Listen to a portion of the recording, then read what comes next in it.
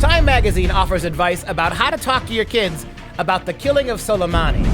I think we can safely ignore parental advice from a rag who thought persons of the year like Hitler, Stalin, and Stockholm Syndrome victim Greta Thunberg were actually good role models for kids. I'm Dr. Duke, she's Katie, and this is The Dr. Duke Show.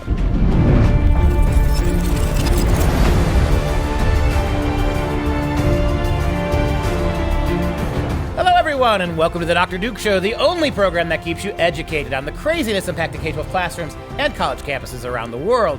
Today, we're talking about Iran derangement syndrome, which is a direct descendant of Trump derangement syndrome in academia.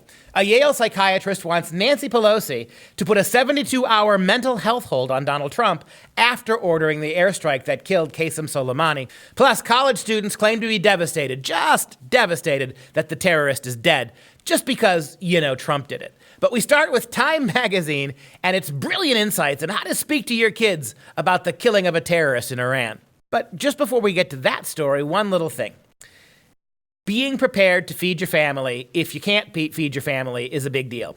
We have a lot of things that protect our kids, a lot of ways we look after our children, but one of the things that we must invest in is a food supply, so that if something happens, some devastating catastrophe, we'll be able to feed our kids, even if the government can't. To avoid that chaos, here's one thing you must do: build yourself that emergency food supply. I trust the people at My Patriot Supply to do it for you. They can send you everything you need. A 2-week food kit gets you started. This week, you will save 40%. That's almost 50% minus 10% when you visit preparewithduke.com. Preparewithduke.com. These food kits include breakfast, lunch, and dinner, last up to 25 years, and are guaranteed to arrive in just a few days. Just buy them, stick them in a vault somewhere, stick them in your basement, forget about them. They will never let you down. Go to preparewithduke.com right now and save your 40% on this order. That's preparewithduke.com right now. All right, on to our first story. Time magazine that has proven time and time again that they're not really interested in reporting. They're interested in salacious liberal talking points. Is going to tell you, Katie, how to talk to your newborn about when America does bad things like kill terrorists. Basically, every time you talk to your children, get that every time, you need to go in with caution, and time is there right by your side to help you. They wrote an article called How to Talk to Your Kids About the Situation with Iran, and they said, we realize this is as a difficult topic to explain to kids. Time for Kids is here to help. The guide below offers talking points for how to answer questions about this tough topic. It's not intended to be used as a script. It's meant to arm you with the information you need if you choose to bring up the topic or if kids ask questions about it. You think your children are going to come up to you and go, Mommy, Daddy, what's this Soleimani? And why did Big Bad Orange Man kill him? First of all, Time magazine, your advice, and Katie will share some of that with you in a moment, your advice is so puerile that the children who actually could benefit from your advice are too little to know to begin with. And older kids who know what's going on don't need this garbage. Literally, you are talking to kids that don't exist. So the little ones who you've toned down your explanation to really are too young to know about this. They don't need to know. The average 5 or 7-year-old doesn't need a primer on Iranian politics. But of course, it's not that, right? I love how throughout the discussion about what you tell your kids, according to Trump, as if it's not documentably true that Soleimani was a murderer. It's like it's not. We have no evidence that Soleimani actually killed people, according to Trump.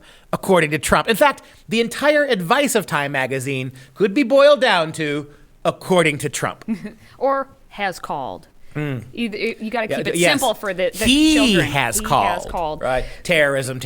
And they start out with the question of who is Soleimani, and all they say is, oh, he's a commander. Oh, that's it. But then when it gets to why did the U.S. take action against Soleimani?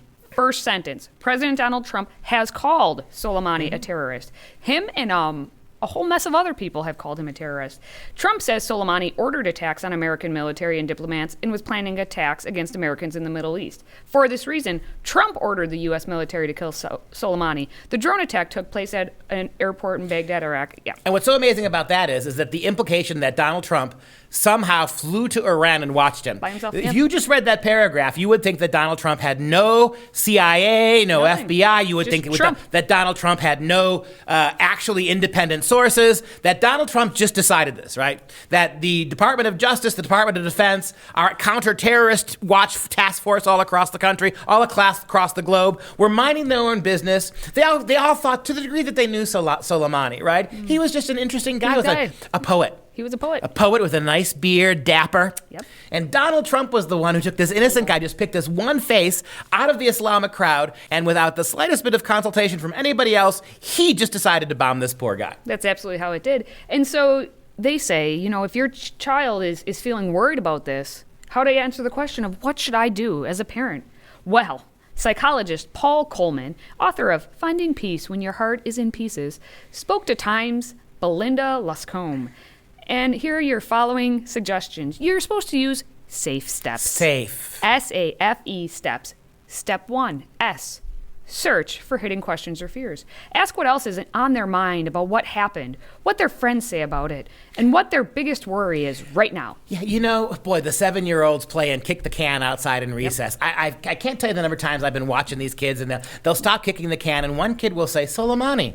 And all the 7-year-olds would get together and have a really in-depth conversation about this. You know what they're doing, right? Oh, absolutely. The psychologist is basically saying, find ways to make this more than it is, right? Absolutely. Find ways to use it as an excuse to tell kids why Orange Man bad. Well, and it makes you wonder, we'll get to AFE in a second here, but why is it that this specific instance, we've had things like this happen over and over all through the years, and yet we're picking this specific one, an Iranian terrorist, to hit Trump on the head like they already do. Maybe it's because it is Trump, and that's just what they might want. Was there a safe way to talk about the death of Gaddafi when Obama was president? Was there Benghazi for idiots? Was that? Somehow I don't think Time Magazine and psychologist Paul Coleman felt the need to pull Fast and Furious. Was there one about that? That's the movie, right? That's when the Kenyan guy, right? Yeah. According to the Kenyan president, right? Guns were being turned over to the Mexican cartels as a way we could infiltrate them while they were killing Americans with them, right? This is laughable. SAFE. What does it stand for? Suck a fig, Egypts. It's just ridiculous. All right, well, suck a fig, Egypts. That's what you think it says, but really, the A is act. Keep routines going. Homework, bedtime rituals. Where you sing "Down with Trump, down with Trump."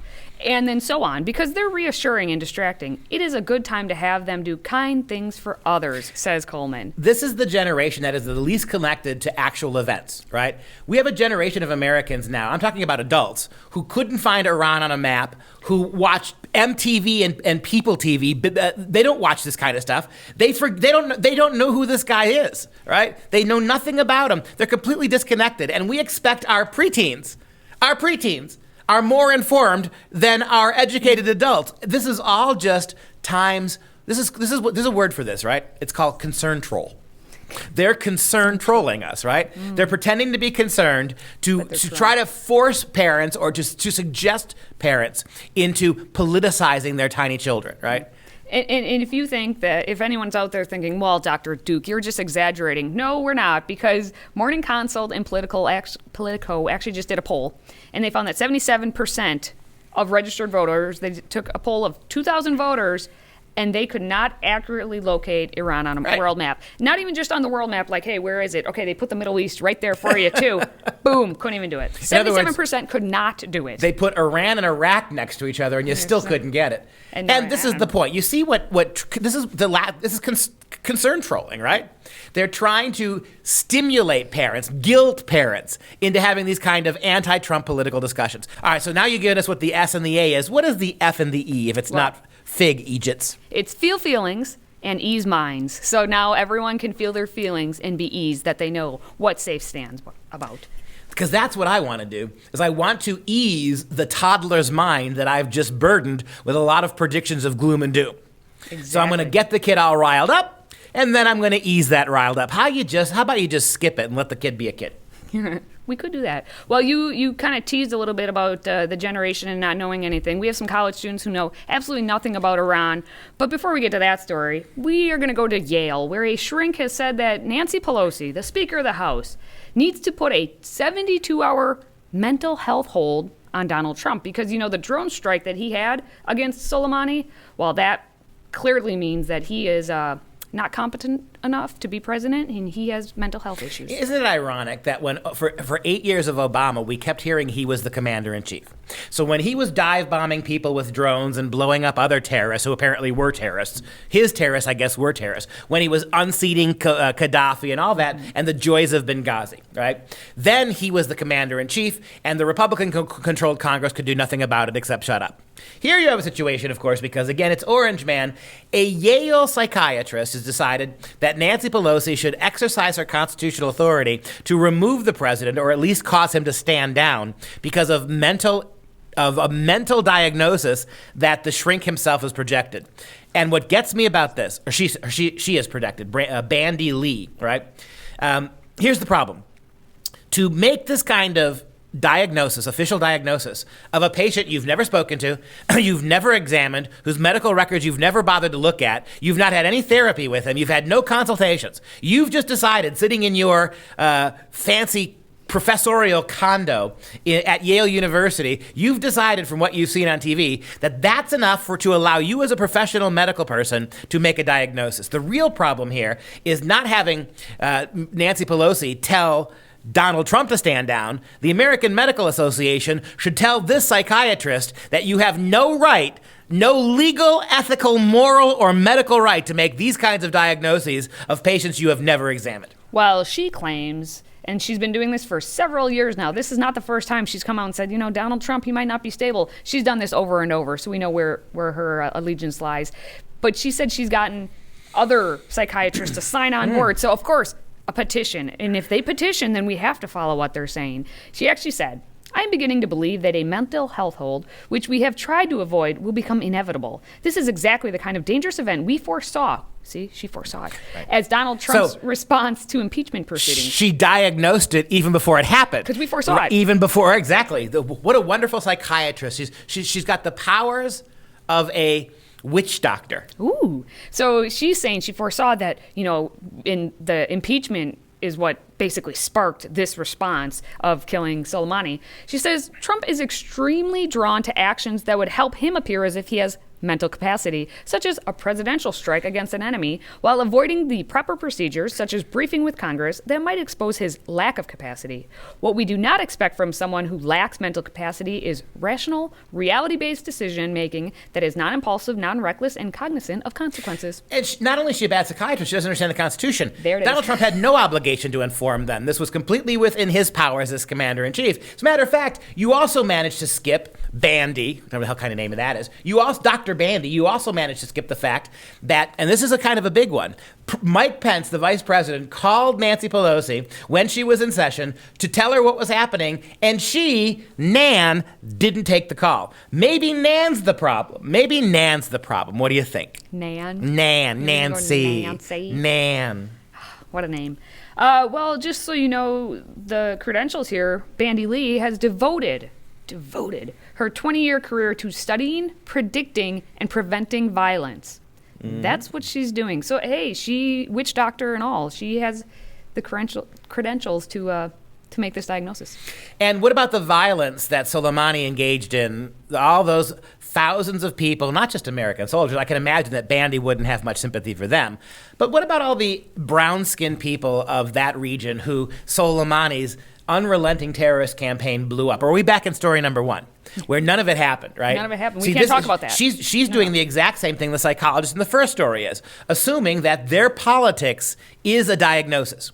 That what they're suggesting here, and I want you to understand this, Mom and Dad at home, what these so-called psychological professionals who engage in this kind of liberal nonsense are doing, they are pretending that their political positions, their liberal worldview is itself a qualification. It is a qualification on which they can diagnose you. If you believe what the opposite political party does, if you take the conservative or Republican line on this, that by definition is unhealthy and requiring an intervention. That's where we've come with these clown shows.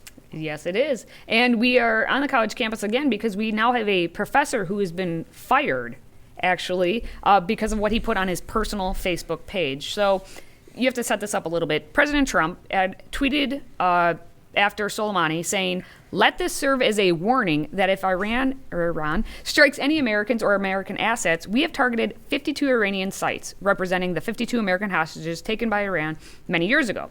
Some at a very high level and important to Iran and the Iranian culture and those targets. And Iran itself will be hit very fast and very hard." That's in all caps. "The USA wants no more threats." So then an adjunct professor, Asheen Fancy, what a name, director of sustainability at Babson College, responded how? What did he tweet out? In retaliation, Asheen Fancy said in a tweet, quote, "In retaliation, Ayatollah Khomeini should tweet a list of 52 sites of beloved American cultural heritage that he would bomb. Mall of America, Kardashian residence?" I would disagree with both of those being actual places. You know what? If Mall of America, it isn't what it once was. And the Kardashians, I'm never, ever having They're watched certainly them. not place of culture. Well, Babson College conducted a prompt and thorough investigation about this man's post, and because it was on his personal Facebook page, so that's interesting that they went to it. They say that it does not represent the values and culture of the college, and based on the results of the investigation, that staff member, so Asheen, is no longer a Babson College employee. As we have previously stated, Babson College condemns any type of threatening words and or actions condoning violence and or hate. And, of course, he was a adjunct professor, which means he didn't have tenure. It would have been very interesting to see what they would have done if he were a tenured professor, because I think he'd still have his job. That is possible. And he did, then he responded, because this is what we do now. We just respond to each other on social media, and he says he regrets his bad attempt at humor, and as an American, born and raised, he was trying to juxtapose our cultural sites with ancient Iranian churches and mosques, so on and so forth. Well, Adam Steinbaugh, the director of the advocacy group FIRE, which the individual rights defense program. We talk about them a lot with First Amendment rights. He actually defended Fancy, if that's how you pronounce his name. He says the professor's post is obvious rhetorical hyperbole and cannot reasonably be read as a threat, incitement, or even a sincere endorsement of violence. Babson's process-free termination of the professor in an attempt to quell criticism on social media is censorship, plain and simple, and reveals Babson's stated commitment to freedom of expression to be worthless. And I agree. I get it that these left-wing provocateurs on college campus, we always throw our hats in the air, the rare time they ever get punished for what they do. But really what they're doing is they're making my free speech less on college campuses. I'm going to stand up on a college campus and give a non-liberal perspective, which I have to do. There's no other reason for me to be there, right? The liberal worldview is the progressive, so pervasive that someone has to be a voice to at least pull them back, simply in the name of diversity. The firing of Fancy makes it harder for me to do my job. That's just true. Right? Because FIRE is right. It may be tacky, it may be tasteless, but he wasn't saying it in the classroom. He wasn't forcing kids to write it or repeat it after him. This was on his own stupid private Twitter account, his own social media, Facebook, his own social media account. I mean, that's where we're at. I mean, if Fancy can be fired from his fancy job for that, then some halfwit at the University of Wisconsin watching this show, and I know you're watching us, right? Some halfwit administrator at the University of Wisconsin, Oshkosh, can look at this and say, well, if Fancy's gone for a few tweets, how dare Pesta call us out the way he calls us out? You're making my life more difficult. Well, we have students who, just don't understand anything, basically. And with this instance of Soleimani and what happened, they've proven themselves again to not know anything. They say they are devastated and disgusted after Soleimani was killed. Yeah, take a look at this video. Today we're at Georgetown University getting student reactions to the death of Iranian General Soleimani. I was shocked and kind of then after that immediately disgusted that Trump had done that. Don't have the moral authority, and certainly Trump himself doesn't have the ability to do that. I certainly feel for the Iranian people. It was such a big official that it meant a lot to a lot of people, so to kill someone like that so brutally all of a sudden, obviously it's something that hurts. So do you think it was based on racism in a degree? Oh, I 100%. I think that most decisions that the United States government makes are based on their allegiance to white supremacy and white supremacist issues. I think I would send my condolences, I'm sorry, this is not what America is, and I would just want to differentiate the American people from the American president. And that's the problem. That ties into everything else we've done for the whole show. What you have here is uneducated people making medical diagnoses, uneducated people making bad jokes, uneducated students. Here is exactly what you've got.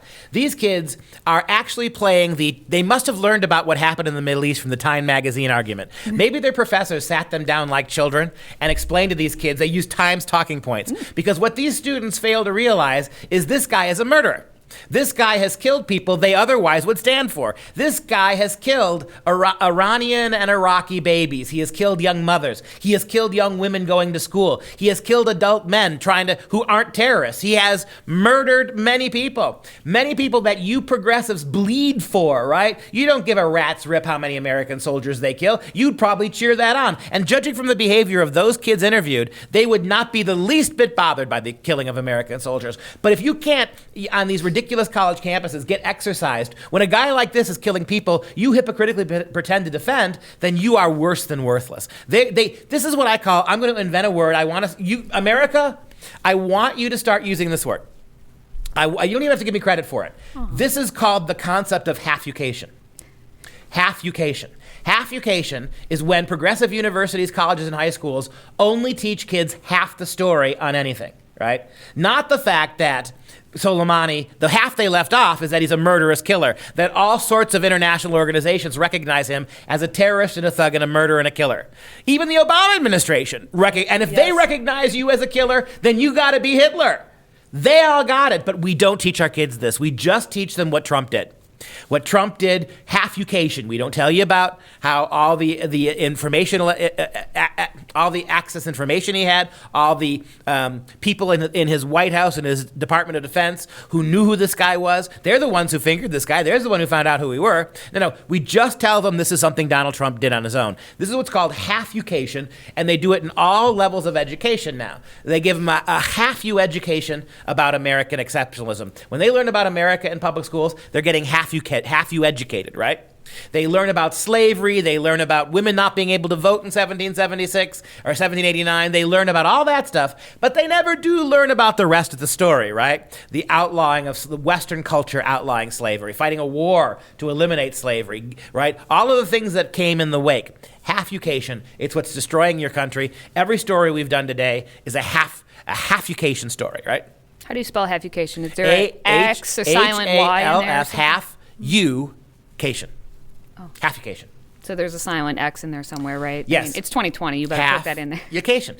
And this is what they're doing. We are educating kids only to see the worst aspects of American culture, and we are teaching them to see only the best of non-Western cultures, including reforming a terrorist. Remember some of the obituaries for Soleimani, where they talked about his dapper beard, and they talked about how contemplative and religious he was, and they showed a clip of him reading a religious poem, right? This is half-ucation. And the sad thing about this is the media of all people should never engage in half-ucation. If the purpose of the media is not to give education, right, full education. If the purpose of the media is not to give both sides of the story, to represent the entire picture, then it's worse than propaganda. Half-ucation has destroyed the American media. It has destroyed the classrooms. It has destroyed Hollywood. When you listen to Michael Moore or Cardi B, right now, Cardi B has decided she's not moving to Nigeria because, it's Nigeria and there are a lot of people there with bombs.